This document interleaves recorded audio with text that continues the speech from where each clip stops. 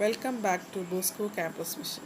Today we are discussing the subject Labour Law and Industrial Relation of S5 BBA under Kerala University, and myself Mary Neto, Assistant Professor from Department of Management, Don Bosco College, Kottayam. Today we can discuss the topic Industrial Health Program. So last session we already discussed occupational hazards and diseases and the protection against health hazards. And now in continuation with that we can discuss the topic Industrial Health Programs. So the industrial health program means every industrial establishment should formulate and implement a positive policy and program to maintain the good health of its employees.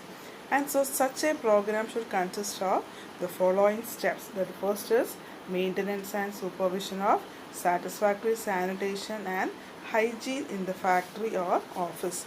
So here the industrial health program means that every industrial establishment should formulate and implement a positive policy and program to maintain the good health of its employee. അതായത് നമ്മുടെ ഇന്ത്യയിലുള്ള എല്ലാ ഇൻഡസ്ട്രീസും അല്ലെങ്കിൽ ലോകത്ത് എവിടെ ചെന്നാലും എന്താണ് എല്ലാ ഇൻഡസ്ട്രിയൽ എസ്റ്റാബ്ലിഷ്മെൻറ്റും ഫോമുലേറ്റ് ചെയ്യേണ്ട അല്ലെങ്കിൽ ഇംപ്ലിമെൻറ്റ് ചെയ്യേണ്ട ഒരു കാര്യമാണ് തൻ്റെ എംപ്ലോയീസിൻ്റെ ആരോഗ്യം എന്ന് പറയുന്നതിനെ പറ്റിയുള്ളൊരു പോളിസി ഇല്ലേ. അപ്പം formulate and implement a positive policy and program to maintain the good health of employees. അപ്പം തൻ്റെ എംപ്ലോയീസ് ആരോഗ്യവാന്മാരായിട്ട് അല്ലെങ്കിൽ അവരുടെ ഹെൽത്ത് നല്ലതായിട്ടിരുന്നാൽ മാത്രമേ ഹാപ്പി ആയിട്ടും ഒരു സാറ്റിസ്ഫൈഡ് ആയിട്ടും എഫിഷ്യൻ്റ് ആയിട്ട് തൻ്റെ വർക്കേഴ്സിന് ജോലി ചെയ്യാനും അതുവഴി കമ്പനിക്ക് പ്രോഫിറ്റ് ഉണ്ടാക്കാനും അല്ലെങ്കിൽ കമ്പനിയുടെ ഗുഡ് വില്ലിനെ തന്നെ അത് ബാധിക്കും. അപ്പോൾ അങ്ങനെയാണെങ്കിൽ എല്ലാ ഇൻഡസ്ട്രീസും എന്ത് ചെയ്യണം? They should formulate and implement a positive policy and programme to maintain the good health of its employee. So in such a program it should consist of അങ്ങനെയാണെങ്കിൽ ഒരു ഓർഗനൈസേഷന് ഈ പോളിസികൾ മെയിൻറ്റെയിൻ ചെയ്യണമെങ്കിൽ they should have the following steps. That the first is maintenance and supervision of satisfactory sanitation and hygiene in the factory or office. അപ്പോൾ ആദ്യം വേണ്ട എന്താണ്? Maintenance and supervision of satisfactory sanitation and hygiene ഇല്ലേ. ഇപ്പോൾ നമ്മൾ sanitation ഇപ്പോൾ എല്ലാവരും ഉപയോഗിക്കുന്ന വാക്കാണ് സാനിറ്ററി, സാനിറ്റൈസേഷൻ. അപ്പോൾ ഇതൊക്കെ എന്ന് പറഞ്ഞാൽ എന്താണ്? വൃത്തിയാക്കുക. അപ്പോൾ നല്ലൊരു എന്താണ് മെയിൻറ്റെയിൻ ചെയ്യുക അല്ലെങ്കിൽ സൂപ്പർവൈസ് എൻ്റെ എംപ്ലോയീസ് ജോലി ചെയ്യുന്ന ഫാക്ടറി ആയാലും അത് ഓഫീസ്, അതായത് എല്ലാ ലെവൽസിലുള്ള എംപ്ലോയീസും അവരവർ ജോലി ചെയ്യുന്ന സ്ഥലങ്ങൾ സാനിറ്റൈസ് ചെയ്യുക, അണുവിമുക്തമാക്കുക. പിന്നെ അത് ഹൈജീൻ വൃത്തിയായിട്ട് സൂക്ഷിക്കുക. അപ്പോൾ അത് സൂപ്പർവിഷൻ ആണല്ലേ. ഒരു ഇൻഡസ്ട്രിയിൽ എംപ്ലോയർ ആവാം അല്ലെങ്കിൽ ഒരു ഇമീഡിയറ്റ് സൂപ്പർവൈസേഴ്സ് ആവാം, ടോപ്പ് അതോറിറ്റി ആവാം. അവർ വേണം അത് സൂപ്പർവൈസ് ചെയ്യാനോ അല്ലെങ്കിൽ അത് മെയിൻറ്റെയിൻ ചെയ്ത് ഹൈജീനായിട്ടും സാനിറ്റൈസ് ചെയ്തൊക്കെ മുന്നോട്ട് കൊണ്ടുപോവുക. So the first is maintain and supervision of satisfactory and sanitization and hygiene sanitization and hygiene in the office or factory. And the second is inoculation and after programs for the prevention of communicable diseases. Next is active cooperation with public health agency and accident prevention authority. And the other is maintenance of adequate and confidential medical records. And the next is health education and information services for employees. So let's see the second one, that is inoculation and after program for the prevention of communicable diseases. അപ്പം ആദ്യം നമ്മൾ പറഞ്ഞ എന്താണ്? Maintenance and supervision of satisfactory sanitation and hygiene in the factory or office. Second ഇൻക്വലേഷൻ എന്ന് പറഞ്ഞാൽ എന്താണ്? കുത്തിവയ്പ്പ് എന്ന് നമുക്ക് പറയാം. ഇപ്പോൾ നമ്മൾ പ്രതിരോധ കുത്തിവയ്പ്പുകളൊക്കെ നടത്താറുണ്ട്, അതിനെയാണ് നമ്മൾ ഇൻക്വലേഷൻ എന്ന് പറയുന്നത്. And after programmes for the prevention of communicable diseases. അതായത് കമ്മ്യൂണിക്കബിൾ ഡിസീസ് എന്ന് പറഞ്ഞാൽ എന്താണ്? പകർച്ചവ്യാധികളിലെ പകരുന്ന തരം അസുഖങ്ങളൊക്കെ ഉണ്ടെങ്കിൽ അതിന് നമ്മൾ എന്താണ്? അതിനേതായിട്ടുള്ള കുത്തിവയ്പ്പുകൾ അല്ലെങ്കിൽ പ്രതിരോധ കുത്തിവയ്പ്പുകൾ അല്ലെങ്കിൽ അതിന് ശേഷമുള്ള ആഫ്റ്റർ പ്രോഗ്രാംസുകൾ ഇതെല്ലാം നമ്മൾ ഇൻഡസ്ട്രിയിൽ കണ്ടക്ട് ചെയ്യണം. അപ്പോൾ എംപ്ലോയീസിൻ്റെ ഇടയിൽ എന്തെങ്കിലും ഒരു കമ്മ്യൂണിക്കബിൾ ഡിസീസ് ഉണ്ടെങ്കിൽ അത് പെട്ടെന്ന് സ്പ്രെഡ് ആകും. അപ്പം 100 വർക്കേഴ്സ് ഉണ്ടെങ്കിൽ 100 ഫാമിലിയാണ് അവിടെ അത് സ്പ്രെഡ് ചെയ്ത് കഴിഞ്ഞാൽ ആ 100 ഫാമിലി എന്ന് പറയുമ്പോൾ എന്താണ്? 500 പേരിലധികം ആൾക്കാർ അതിനകത്തുണ്ടല്ലേ. ഒരു ഫാമിലി എന്ന് പറയുമ്പോൾ അതിനകത്ത് 4-5 പേരുണ്ട്. അപ്പോൾ അങ്ങനെ വരുമ്പോൾ ഒരു എംപ്ലോയിക്ക് ഒരു അസുഖം വന്നാൽ അത് കമ്മ്യൂണിക്കബിൾ ഡിസീസസ് ആയിട്ട് സ്പ്രെഡ് ചെയ്ത് കഴിഞ്ഞാൽ അത് ഒരു കൂട്ടം ആൾക്കാരെയാണ് അത് ബാധിക്കുന്നത്. അതുകൊണ്ട് തന്നെ ഇൻഡസ്ട്രി എന്ത് ചെയ്യണം? ഇൻക്യുലേഷൻ അല്ലെങ്കിൽ after programmes for the prevention. അപ്പോൾ ഒരു കമ്മ്യൂണിക്കബിൾ ഡിസീസസ് ഒക്കെ വന്നു കഴിഞ്ഞാൽ അത് പ്രിവെൻറ്റ് ചെയ്യാനുള്ള വാക്സിൻസ് അല്ലെങ്കിൽ ഇങ്ങനെയുള്ള ഇൻക്യുലേഷൻ കുത്തിവയ്പ്പുകളൊക്കെ നമ്മൾ നടത്തിയിരിക്കണം. Then next is active cooperation with public health agencies and accident prevention authority. Then അവർ പറയുന്നത് active cooperation with public health agency, അതായത് നമ്മുടെ ലൊക്കാലിറ്റിയിലുള്ള ഹെൽത്ത് സെൻറ്റേഴ്സ് അല്ലെങ്കിൽ ആ ഹെൽത്ത് ഏജൻസി ആയിട്ട് ഒരു കോപ്പറേഷൻ സഹകരണം ഉണ്ടാകും. അപ്പോൾ അവരെന്ത് ചെയ്യും, 2 മാസത്തിൽ ഒരിക്കലൊരു സർവേ എടുക്കുക, അല്ലെങ്കിൽ ഒരു മെഡിക്കൽ എയ്ഡ് നടത്തുക. അപ്പോൾ അല്ലെങ്കിൽ അതിന് വേണ്ടിയിട്ടുള്ള ഇപ്പോൾ ഇങ്ങനെയുള്ള ഇൻക്വിലേഷൻസ് ഒക്കെ ഉണ്ടെങ്കിൽ അവർ കറക്റ്റ് സമയത്തിന് വന്ന് ഇൻഡസ്ട്രിക്കകത്ത് അതിനുള്ള കാര്യങ്ങൾ ചെയ്യുക. അതുപോലെ ആക്സിഡൻറ്റ് പ്രിവെൻഷൻ അതോറിറ്റീസ് ഇൻഡസ്ട്രീസ് തന്നെ ഉണ്ടാവണം. അതായത് ഇപ്പം ഒത്തിരി മെഷീനറീസൊക്കെ ഉള്ള ഇൻഡസ്ട്രിയാണ്, അല്ലെങ്കിൽ കെമിക്കൽ ഫാക്ടറീസൊക്കെയാണ്. അവിടെ സ്ഥിരമായിട്ട് ആക്സിഡൻറ്റ്സ് നടക്കുന്നുണ്ടെന്ന് അറിയുകയാണെങ്കിൽ അതിനെ എങ്ങനെ പ്രിവെൻറ്റ് ചെയ്യാം, അതിനൊരു അതോറിറ്റി ഫോം ചെയ്ത് അവർ വർക്കേഴ്സിന് എഡ്യൂക്കേഷൻ കൊടുത്ത് അല്ലെങ്കിൽ എങ്ങനെ അത് പ്രിവെൻറ്റ് ചെയ്യാം, ആക്സിഡൻറ്റ് ഉണ്ടാകുന്നതിനെക്കാട്ടി നല്ലത് വരാതിരിക്കുക, അപ്പോൾ അത് എങ്ങനെ നമുക്ക് ഒഴിവാക്കാം എന്നതിനൊക്കെ പറ്റി നമ്മൾ ഈ അതോറിറ്റീസ് ആരെയാണ് എംപ്ലോയീസിന് ഒരു അവയർനെസ് ഒക്കെ കൊടുക്കുകയാണെങ്കിൽ അത് കുറേ കൂടെ നല്ലതായിരിക്കും. So the active cooperation with public health agency and accident prevention authority. And the next is maintenance of adequate and confidential medical report.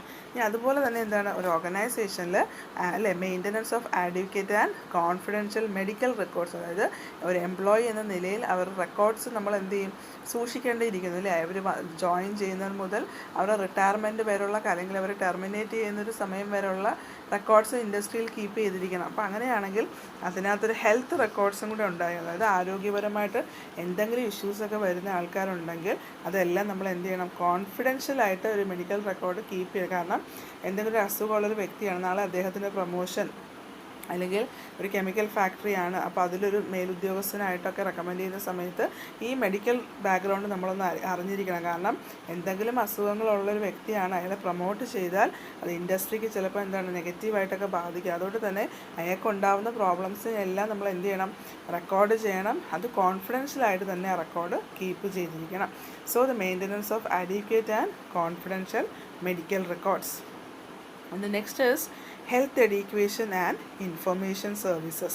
ഇനി അവർക്ക് കൊടുക്കേണ്ട എന്താണ്, ഒരു ഹെൽത്ത് എഡ്യൂക്കേഷനിൽ, അതായത് ഓരോ വ്യക്തികളുടെയും അവരുടെ ആരോഗ്യം എന്തായിരിക്കണം, അല്ലെങ്കിൽ ആരോഗ്യം എന്ന് പറയുന്നത് എന്താണെന്നുള്ളൊരു ഇൻഫർമേഷൻ അപ്പോൾ ആദ്യമേ നമ്മൾ ഹെൽത്തിനെ ഡിഫൈൻ ചെയ്തിട്ടുണ്ട് അല്ലേ.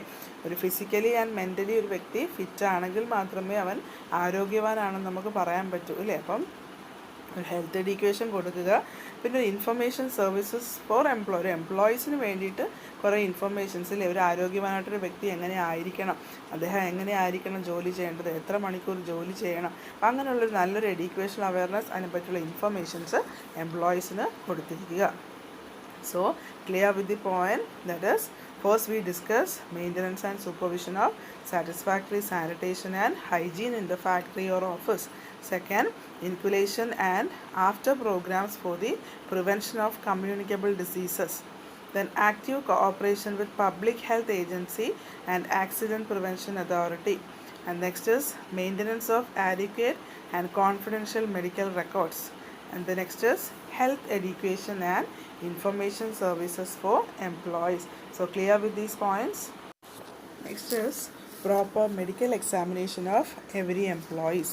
പിന്നെ പറയുന്നത് എന്താണ്, ഒരു മെഡിക്കൽ എക്സാമിനേഷൻ എല്ലാ എംപ്ലോയീസിനും പ്രോപ്പറായിട്ട് മെഡിക്കൽ എക്സാമിനേഷൻ, അതായത് ഒരു ഫ്രീക്വൻറ്റ് ഇൻ്റർവെൽസ് ഒരു 6 മാസം കൂടുമ്പോഴോ വർഷത്തിലൊരിക്കലോ ഒക്കെ എന്ത് ചെയ്യണം, എല്ലാ എംപ്ലോയീസിനും നമുക്ക് ഒരു മെഡിക്കൽ എക്സാമിനേഷൻ, അപ്പോൾ അവർക്ക് എന്തെങ്കിലും പ്രോബ്ലംസ് ഉണ്ടോ ഇല്ലേ എന്നൊക്കെ നമുക്ക് മുൻകൂട്ടി അറിയാൻ പറ്റും.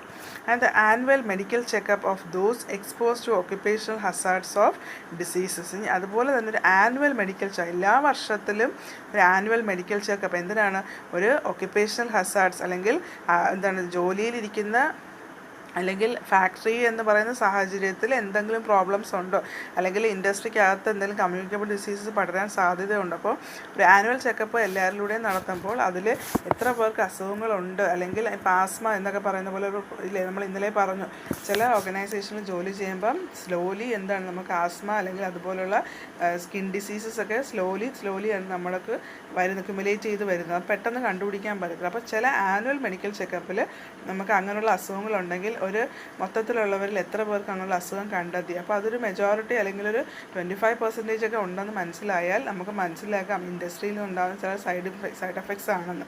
അപ്പോൾ അങ്ങനെയാണെങ്കിൽ അതിനെ പ്രിവെൻറ്റ് ചെയ്യാനായിട്ട് നമുക്ക് എന്ത് ചെയ്യാം, ചില മെഷേഴ്സ് എടുക്കാം. അപ്പോൾ ഒരു ആനുവൽ മെഡിക്കൽ ചെക്കപ്പ് ഒരു ഓക്യുപ്പേഷണൽ ഹസാർഡ്സ് അല്ലെങ്കിൽ ഡിസീസസ് ഉണ്ടോ എന്നല്ലെങ്കിൽ എന്താണ് ജോലി സ്ഥലത്ത് നിന്നുണ്ടാകുന്ന ചില ഡിസീസസ് നമുക്ക് അങ്ങനെ തടയാൻ സാധിക്കും. അത് next is employment of professional physician and nurses. ഇനി അതുപോലെ തന്നെ ഓർഗനൈസേഷനകത്ത് ഒരു പ്രൊഫഷണലായിട്ടുള്ള ഫിസിഷ്യൻ അല്ലെങ്കിൽ നേഴ്സ്, അതായത് ഒരു MBBS കഴിഞ്ഞൊരു വ്യക്തി അല്ലെങ്കിൽ നേഴ്സ് എന്ന് പറയുമ്പോൾ അറിയാലോ, നീ GNM ആയിരിക്കണം അല്ലെങ്കിൽ BSc കഴിഞ്ഞൊരു വ്യക്തി നമ്മൾ നേഴ്സായിട്ട് അപ്പോയിൻറ്റ് ചെയ്യുകയാണെങ്കിൽ പെട്ടെന്നൊരു ഇൻസിഡൻറ്റ് അല്ലെങ്കിൽ ചെറിയ മെഡിക്കൽ എയ്ഡോ അങ്ങനെ എന്തെങ്കിലും ഒരു ആവശ്യം വന്നു കഴിഞ്ഞാൽ പ്രൊഫഷണൽസ് ഇൻഡസ്ട്രിക്കകത്തുണ്ടെങ്കിൽ അത് നമുക്ക് ഏറെ പെട്ടെന്ന് തന്നെ എന്താണ് ക്യൂർ ചെയ്യാൻ സാധിക്കും, അല്ലെങ്കിൽ അസുഖങ്ങളെ ഐഡൻറ്റിഫൈ ചെയ്യാനും പെട്ടെന്ന് സാധിക്കും. അപ്പോൾ ഒരു ഫസ്റ്റ് എയ്ഡ് സെൻ്ററൊക്കെ വയ്ക്കുമ്പം അവിടെ ഒരു പ്രൊഫഷണൽ ഫിസിഷ്യനെ നേഴ്സിനെ അപ്പോയിൻറ്റ് ചെയ്താൽ അത് കുറേ കൂടെ നമുക്ക് എളുപ്പമായിരിക്കും. So next is employment of professional physician and nurses. And next is proper first aid treatment for occupational injuries and diseases.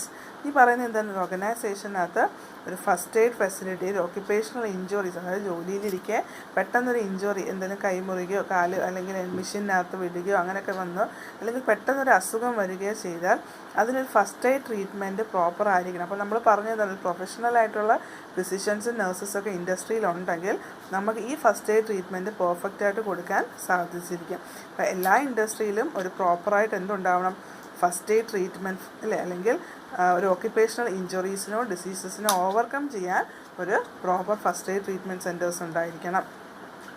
And next is reasonable first aid treatment for non occupational alignments. എന്ന് പറഞ്ഞാൽ എന്താണ്, non occupational alignments എന്ന് പറഞ്ഞാൽ രോഗം തന്നെയാണ് ഇല്ലേ, ഈ ജോലി സംബന്ധം അല്ല. ഇപ്പോൾ ഇൻഡസ്ട്രിയുടെ അകത്ത് നിന്നുണ്ടാകുന്നെങ്കിൽ ഇൻഡസ്ട്രിയുടെ സാഹചര്യങ്ങൾ കൊണ്ട് അല്ലാതെയും നമുക്ക് അസുഖങ്ങളുണ്ടാകാം. അവിടെയും നമുക്ക് എന്ത് ചെയ്യാം, ഒരു ഫസ്റ്റ് എയ്ഡ് സെൻറ്റർ അല്ലെങ്കിൽ ഫസ്റ്റ് എയ്ഡ് ട്രീറ്റ്മെൻറ്റ് സെൻറ്റേഴ്സ് ഉണ്ടാകും. അതായത് ഇപ്പോൾ ചിലപ്പോൾ കോൾഡ് ഇല്ലേ, അല്ലെങ്കിൽ ഒരു സോർ ത്രോട്ട് ആവാം, അല്ലെങ്കിൽ സ്കിൻ ഡിസോർഡർ, അല്ലെങ്കിൽ ഹെഡ് ഏക്ക്, ഇൻഡൈജഷൻ. അപ്പോൾ ഇങ്ങനെയൊക്കെയുള്ള പ്രോബ്ലം എന്ന് പറഞ്ഞാൽ നോൺ ഓക്യുപ്പേഷണൽ എലിമെൻറ്റ്സ് ആണ്. അപ്പം ഇതിനെയൊക്കെ നമുക്ക് എന്ത് ചെയ്യാം, ഒരു റീസണബിൾ ഫസ്റ്റ് എയ്ഡ്. അപ്പം രണ്ട് കേസിനും, അതായത് ഒരു ഓക്യുപ്പേഷണൽ ഇഞ്ചുറീസ് ആൻഡ് ഡിസീസസിനും വേണം, അല്ലെങ്കിൽ നോൺ ഓക്യുപ്പേഷണൽ ഇഞ്ചുറീസ് ആൻഡ് ഡിസീസസിനും വേണം. അപ്പം രണ്ടിനും ഒരു റീസണബിളായിട്ടൊരു ഫസ്റ്റ് എയ്ഡ് ട്രീറ്റ്മെൻറ്റ് വേണമെങ്കിൽ അതിന് നമുക്ക് എന്ത് വേണം, ഒരു പ്രൊഫഷണൽ ആയിട്ടുള്ള ഫിസിഷ്യൻ അല്ലെങ്കിൽ നഴ്സസ് ഉണ്ടായിരിക്കും. സോ ഇറ്റ് ഈസ് എന്താണ്, ഒഴിച്ചുകൂടാൻ പറ്റാത്തൊരു കാര്യമാണ്. So and the last is adequate emergency care and hospitalisation facility. ഈ ഒരു എമർജൻസി കെയർ, ഈ ഇൻഡസ്ട്രിയിൽ പെട്ടെന്നൊരു ഇപ്പം ഫാക്ടറിയിലൊക്കെ ജോലി ചെയ്യുന്നവരാകുമ്പോൾ അപകടങ്ങൾ പെട്ടെന്ന് സംഭവിക്കാം. അപ്പോൾ അങ്ങനെയുള്ള കേസുകളിലൊക്കെ ഒരു എമർജൻസി കെയർ, അല്ലെങ്കിൽ പെട്ടെന്ന് അവർക്ക് അവരുടേതായ ഒരു ഹോസ്പിറ്റലിൽ കൊണ്ടുപോകുക, അല്ലെങ്കിൽ നിയറസ്റ്റ് ഹോസ്പിറ്റലിൽ അവർ നേരത്തെ എംപ്ലോയീസിന് വേണ്ടി പറഞ്ഞു വെച്ചിരിക്കുകയാണെങ്കിൽ ഒരു എമർജൻസി വന്നാൽ ഇന്ന കമ്പനിയിലെ ആൾക്കാരെയാണ് അവർക്ക് പെട്ടെന്ന് അല്ലെങ്കിൽ എന്താണ് അവിടെ അധികം പൈസ ഈടാക്കാതെ പെട്ടെന്ന് തന്നെ നമുക്ക് ചെല്ലാനൊക്കെ സാധിക്കും. അപ്പം ഒരു എമർജൻസി കെയറും എല്ലാ ഇൻഡസ്ട്രിയിലും എമർജൻസി കെയർ അല്ലെങ്കിൽ ഹോസ്പിറ്റലൈസേഷൻ ഫെസിലിറ്റി ഉണ്ടായിരിക്കണം. So clear with these points. So today we discuss certain points regarding that is industrial health program. So we can say that every industrial establishment should formulate and implement a positive policy and program to maintain a good health of its employee. So such a program should consist of following steps, that is we discuss here, that is maintenance and supervision of satisfactory sanitation and hygiene in the factory or office. So inoculation and after program for the prevention of communicable diseases, and active cooperation with public health agency or accident prevention authority, and maintain of adequate and confidential medical records. And the fifth is health education and information services for employee. And sixth is proper medical examination of every new employee. 7. Annual medical checkup for those exposed to occupational hazards or diseases. And the 8th is employment of professional physician and nurses. And the next is proper first aid treatment for both occupational injuries and diseases and non-occupational ailments. And the last is adequate emergency care and hospitalization facility. So clear with this topic. So I hope you all understood this topic. So this is the end of today's section. Hope you all understood. So prepare well, study well. Thank you.